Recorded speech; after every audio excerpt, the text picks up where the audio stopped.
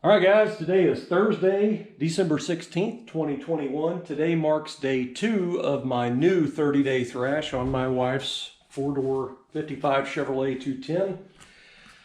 So, big list to do today. Not sure how much I'm going to get done because it's already pretty late in the day. I had a lot of errands to run this morning. Anyway, I got the door for the front here, driver's side, laying down. I need to strip it out. I did find rust in the bottom of this door too, so that kind of sucks, man. So anyway, I'll have to do some patchwork on the bottom of this door as well as the front door up there. Hopefully the bottom of this rear door is good, but if I have to work on it, I have to work on it. That's just the way it is. So what I've started to do, I've already got the first, light coat basically of some epoxy primer on the hinge pockets. I just want to spot these pockets in so I can go ahead and bolt the hinges in, and then that way I don't have to pull the hinges back off the car. I'm going to leave them in there. Once I get the door all adjusted to where it needs to be, I'm just going to leave the hinges in it, but I will remove the door. That way, when I paint the car, I'll paint the hinges at the same time when I do the jambs and everything. If you've never done it that way, what I like to use is, your hinge sticks out. It has the holes in it for your bolts, and I will stick that screwdriver down in there. When you paint it, of course you can't touch it. I'll stick a screwdriver in there and just pull it to get it out, and then that way you can paint the other side, and then when you're done, you can pull it back in a little ways. But anyway, I just like to paint the hinges at the same time I paint the jamb, and that way all that stuff's painted. The screw heads are painted like factory, and they don't get all chewed up when you go to adjust them and stuff. Anyway, I've got pretty good coat on the hinges here on this side, and then I need to flip the hinge over and do all the rest of that. Now the hinges I'd blasted to bare metal, and obviously, I blasted the door jambs here, but they did have, this car's probably got a little oxidation on it, so I used a new red Scotch-Brite, and I went in and Scotch-Brited that area, and I Scotch-Brited the hinges, and then blew them off, and then I used some aerosol wax and grease remover and wiped them down. But anyway, just mixed up a little bit to do that. Anyway, so the plan is, once I get the final coating done on the door stuff, the epoxy, at that point I'm going to move on to removing all the stuff out of the door. This stuff dries fairly quick, so it should be dry enough for me to mess with after that. But I'm going to strip the door down, get it gutted, shelled, and then that way I can get ready to hang it on there. Now I do have to grind the welds up here where I put a strip of steel in to take place of the lead. I do have to grind this so I can put my stainless A-pillar cover on here. I've already drilled the holes and I have them tapped to 832. These are some stainless steel Allen buttons. But anyway, this is going to add a little thickness to that A-pillar, so I want to make sure this is on there before I hang that door. That way, in case I've got to cut and grind the weld the front of the door, gap it, like I did the other side. But anyway, I got a big list of stuff to do. I'm not sure how far I'm going to get today since it's kind of late already. Now, this door, I think fit pretty decent on the car before I took the car apart, but I doubt it's up to the level that I want. So, if I have to cut and grind on it, then I'm going to do that. I don't really care. But anyway, I haven't got back to this door yet. I probably should have done that first. But what I've decided to do is go ahead and get started on that front door.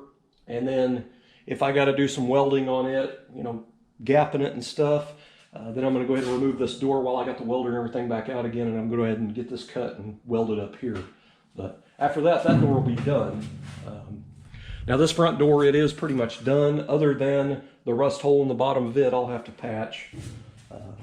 None of the doors they're not going to need full door bottoms, replacement panels.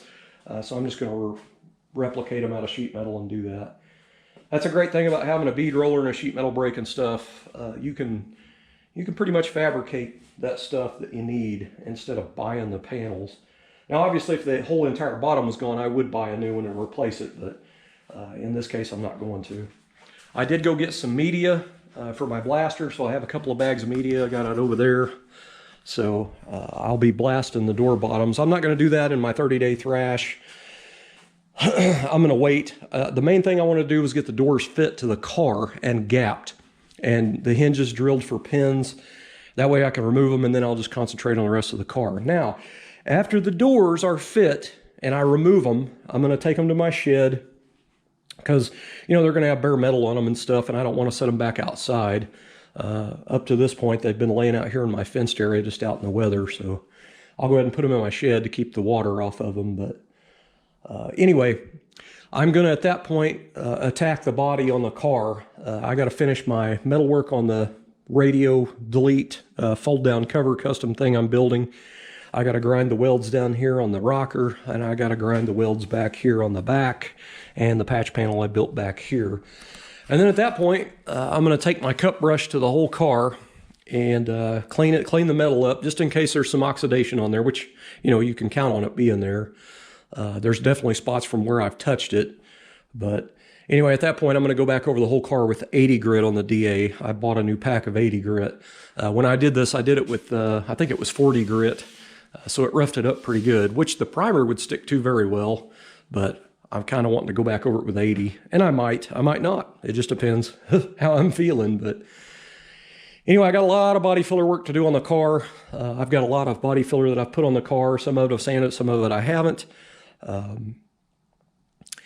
Anyway, so I'm estimating there's probably going to be a 5 to 7 day week of body work going on this main shell of the car. But that's the deck lid, the quarters, the roof, the firewall, the dash, you know, jams, all that stuff, rockers. At that point, when all the body work's done, I'm going to epoxy prime the entire body shell, and I'm going to let that set for a couple of days, and then I'm just going to lightly scuff it with some red Scotch-Brite, and then I'm going to put some Z-Chrome right over the top of it. If you follow my channel long enough, you know that's my polyester primer of choice. That will make a rough car straight. And these old 50s cars, you know, they're pretty rough from the factory, so they are just not up to today's standards. So when you Z-Chrome one and you block it out, it'll get it to today's standards pretty quick. So anyway, that's the plan, guys. I'm going to get started on that. I will say I did a final order this morning of little parts that I needed from the H&H Classic Chevy in Bentonville, Arkansas. I've been dealing with those people since the 90s when I first started my very first 55 when I was like 20 years old. Back then I lived just a couple hours away from them, and I used to drive up there all the time and buy the parts. But anyway, it was as expensive as gas is anymore, and I ended up moving a little bit further away, so it just doesn't compute, you know what I mean? But I have notebooks for every project here. I have a notebook specifically for the hardtop. I have a notebook for this four-door. And as I go through and I inventory parts, and as I take things apart, if I ended up needing a part or I need to make a notation about something, I write it down in that notebook. And then that way, when you jump to another project, you forget about the stuff, you know. So when I get back on this car, like last night, I went through my notebook and read all the notes and went through everything. So I'm back up fresh again with what I needed when I stopped on the car.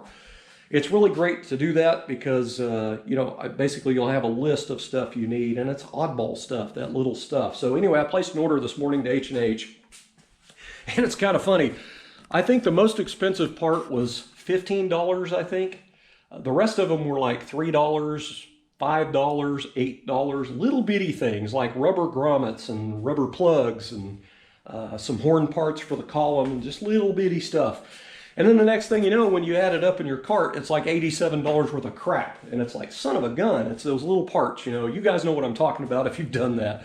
So I went ahead and just got the rest of the stuff on the list that I needed for this car. Now, that is just the stuff to get it where I want it at this point.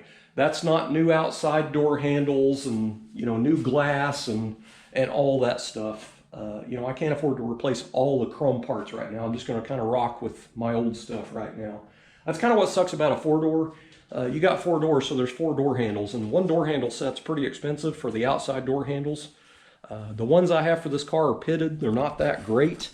I've got some from subscribers.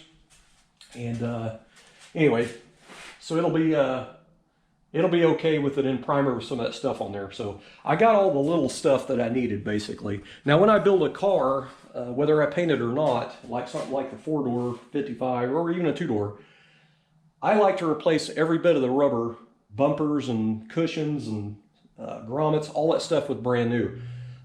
You know, the car will have a lot of squeaks and rattles in it if you don't. So like all the door bumpers and rubber bumpers and all that kind of crap, I like to replace. So that way it's all new soft rubber and you don't have all the squeaks and rattles and bangs and clangs that you'll have. I want the car to be nice and quiet. The other thing that kind of sucked was, and that's why that it got as expensive as it is, the two little plugs that go in your spare tire well down there, there's two of them. Those were $3 and something each. So you need two of them for that. But it's the same exact part number for the plugs in the cowl. There's one on the other side too. So there's 4 of them you need. And then there's another one at the front of the rocker right there. One on the other side. So I had to have 6 of those. And they are basically almost $4 a piece. So it's that's how that little stuff adds up. You know what I mean? But anyway, I'm going to go ahead and put another coat of epoxy on with my touch-up gun there on the jamb and the hinges. And then I'm going to move on to stripping a door. Now, I'm not going to set a tripod up and strip this door apart like I did that door yesterday. I am sorry that video was 1 hour and 20 minutes long, but some people like long videos. You know, some people, like a buddy of mine, he told me he dropped his cable. He doesn't have cable anymore, so he just watches videos on YouTube and stuff. So he said, I look at your videos as a TV show, so I'll sit down and watch an hour-long video. It doesn't matter to him. So, you know, I realize not everybody's that way, but I'm just saying it's I don't really want to ever do another 1 hour and 20-minute video. It took 3 hours to upload that video to YouTube, and that's after I spent 1.5 hours editing the videos at the computer desk, putting all those videos together. There were a lot of videos that I put together, and I could have went in and probably edited them and shortened some of them, but there's so much information packed into each video that I hated to delete anything. I like to give as much information as I can because that one little tidbit of info might help somebody, you know. So anyway, hopefully I won't do a video that long again. So I'm not gonna show disassembly of the front door. I mean, these cars are pretty basic, you know what I mean. So I'm pretty sure you guys can do that. Anyway, I'm gonna get to work. All right, guys. So I got the door, driver's side front door, all stripped out. If you're gonna do this work to your car, I'm going to give you a couple little tips here. So when you have your doors here, which I had taken the doors off of this car a long time ago and I've left them outside, so stuff got rusty from rain and all that stuff. Mainly the nut plates, the threads in them got a little bit of rust on them from setting. It wasn't terrible, but now from the factory, these cars have kind of this goopy stuff in here that the factory used. So I like to go in there and clean that all off. I used a Scotch-It disc on an angle grinder on this one, got down in there and cleaned it real good. And then this one I pretty much had to go in there from, I didn't have anything really long to get down in there, so I had to use a flat blade scraper and just go in there and scrape all that clean. Now these nut plates that are in these doors, they're designed to move around like that. So if your doors have been sitting for a long time off the car, these might be rusted and stuck. So I went in there and I cleaned these threads with a thread cleaner tap, which is a 5/16 by 24. And what I like to do is I'll get that tap in there and just kind of clean it a little bit, make sure it goes through nice. And then I wiggle the crap out of it, and that knocks a bunch of crud out of the way, you know, because sometimes these are stuck. Now in my case, I did a bunch of blasting on the car and there was a little bit of blasting residue down in there, so it was kind of stiff at first. Now I've got it worked pretty good. So anyway, I cleaned all the threads and got all of them nut plates moving freely. Now, up front, I cleaned these with the same tap, 5/16 by 24. Now, in my case, I blasted these door jambs, so there was blast media that got down in there, so all of these were stuck. So I had to get in there. I got that tap run down in there a little bit, and then I moved it up and down and left to right and just got it freed up. Also, if you paint this like this, you know, the paint will be stuck. So make sure these are moving free and your threads are clean. So anyway, do that to all 4 of these exterior ones up here. Now, I've showed this before in a video, but I'm going to show it again since I'm here. Down inside, if you stick your hand down in there, you can grab the top of that nut plate and pull it out. So this is your nut plate that just slips in from the top. Same thread, 5/16 by 24. Make sure that thing is clear. Now I'm going to go through here and clean this up real good with my Scotch-It disc on my angle grinder. I'm going to clean this up really good because it has just crap all over it. So I'm going to clean this up really good, and then I'm just going to spray paint it with whatever paint I got over there. I do have some aerosol etch primer. I think it's that old green stuff. Anyway, I think I'll spray them with that, and then I'll stick them back down in the body. Now keep in mind, they do go in a certain way. If you look, you'll see the two big holes in there, and they're offset like that. So be sure your nut plate is offset like that. You know, it'll slip down in there, but it won't line up. So be sure you put it in the right way. So anyway, that is the bottom one. Now the top one up in there, you reach in right there and pull it out sideways. The bottom one comes out from the top one comes out sideways, and it goes in just like that. So I'm going to do the same thing. I'm going to clean the threads real good and spray paint these and put them back in.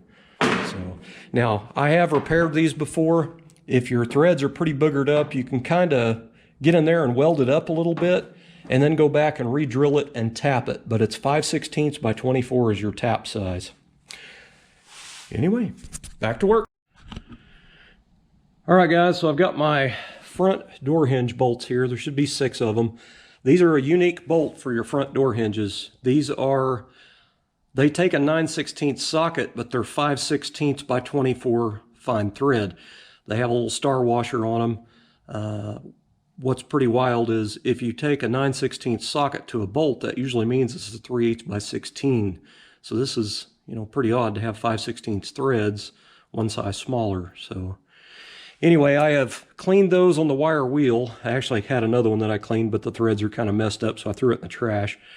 So I dug in my bin, and I got another one, and I'm going to clean it up on the wire wheel. This one's got a little bit of paint on it.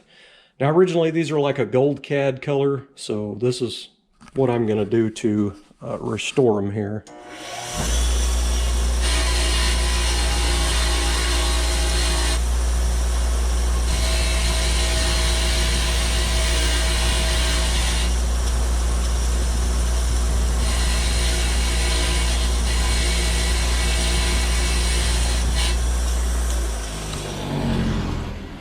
All right, so I got them all cleaned, pretty much to bare metal.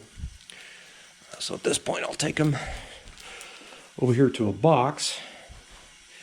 So what I did was I've got a 5/16 by 24 thread cleaner die here, and I pretty much used the impact and a wrench, and I cleaned them all. That way I don't mar up my nut plates. So anyway, these are the nut plates that were in the body up there on the cowl. I had a little bit of black epoxy left over in my spray gun, my little touch-up gun.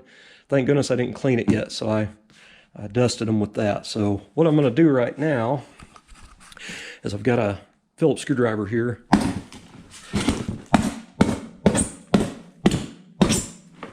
Pop some holes in that dude. I'll take these bolts right here.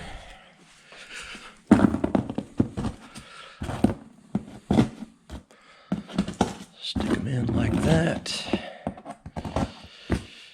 I'm not going to worry about painting the threads because when I do a final assembly on that, I'll put a little bit of anti-seize on the bolt threads, so that'll kind of help protect it from oxidation a little bit. Tear off a little full length approved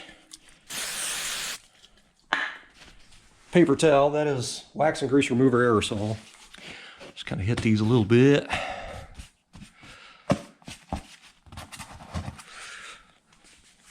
Anyway, now what I've got here is an old can of Universal Gold Duplicolor engine enamel. Now, when I use aerosols on a car, I like to use the engine enamels. They're quite a bit more durable than your regular old hardware store spray paint. So anyway, this is Universal Gold because these are originally gold cad from the factory. This is almost empty. It's not spraying too good either. But I don't really care. It's good enough. You know, it's not gold cad, but it does give a little bit of appearance of gold cad. Also, the other thing I like about these engine enamel spray paints is they bond pretty good to bare metal. So, You know, most guys will spray paint their engine blocks from the machine shop. Even the machine shops do it, and they'll just be bare metal, and they'll just put the color right over. You don't really have to primer those. I don't ever primer my cast iron engine blocks. I just paint them. Make sure I got a good little coat on there, and that kind of looks like gold cad. It's not, but you know, out of a can. So anyway, I'll have to go through and use my tap on these again, these nut plates. Probably don't need to, but I'm going to since I have it laying over there. Because anytime you paint something with threads, you need to go in and clean the paint out of the threads. So anyway, after those dry, this door is going to be ready. Well, I got to put the hinges in actually, but anyway, I've got my hinge bolts here.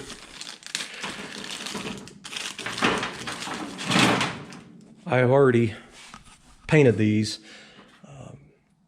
I had blasted these Phillips screws, the ones that go out here. I had blasted these with my little blaster, and this has got some, it's just aerosol etching primer on there.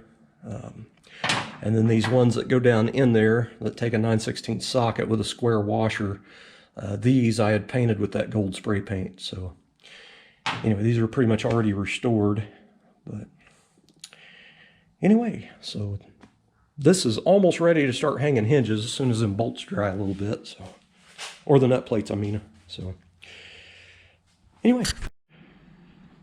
All right, so I got my door hinges bolted on. Now when I bolt hinges on a Tri-5 Chevy, I center them up in the pocket. Just put them dead center that way, or close to it. That way it'll give you a good base setting for when you put your door on. You know, these things go up and down and left and right, so there's tons of adjustment in there. Now, I will say, if you're going to paint your hinges in your body like I'm going to without the doors on, I'm going to be blowing paint all up on the hinges with them on the car. I've got those unique bolts up in there, and I painted them with the gold Duplicolor to look factory. Now, they have a pretty crazy washer on them, so what I have done before in the past, and I can't find them, and I used to keep them in a bag, but I'm not sure where I put them. I'm gonna have to look some more. I've got some old, just regular old black oxide, which they've got tons of colors of paint on them now, but I've got some socket cap Allen head bolts that are 5/16 by 24 thread. So when I get ready, right before I paint, I will remove one bolt at a time and replace it with the socket cap. And then I paint everything. That's if you want these painted body color, you'll leave these alone. You could replace these with a regular countersink Allen. I think a regular hardware store one will work in there with the size of the head. Those are 5/16 by 24 as well. But anyway, I'll paint everything, and then, you know, a few days later after the paint dries, I'll remove one bolt at a time. I'll remove the socket cap that'll have paint all over it, and then I'll replace it with that restored gold spray painted bolt to look like an original gold CAD. It's a little bit of detail. You know, when you look down in there, it'll just kind of looks nice because you've got two gold bolts in there. It's just something you could do is what I'm saying. But anyway, so I have them base set in the center, and right now I'm getting ready to hang the door. So my wife is on her way home from work, and she's going to go pick us up some KFC. I have been craving some fried chicken, so I think I am going to go ahead and eat dinner, and I will go ahead and keep working. I'll come back out here and keep working. So it's gotten pretty cold outside, but I've had the door down, so it's stayed kind of warm in here. So I am just going to continue working for a little bit. I don't know. I doubt I get this door finished tonight, but I am going to get a good start on it. All right, so my food is here, so I'm going to go ahead and go in and eat and then come back out and finish this. So I still need to put all the stuff inside the door for the weight. I'm actually going to take the glass that I've got laying in the bottom of that door over there and put it over here because that one's broken. The one that come out of this door is really nice, and I don't want to take a chance and break it.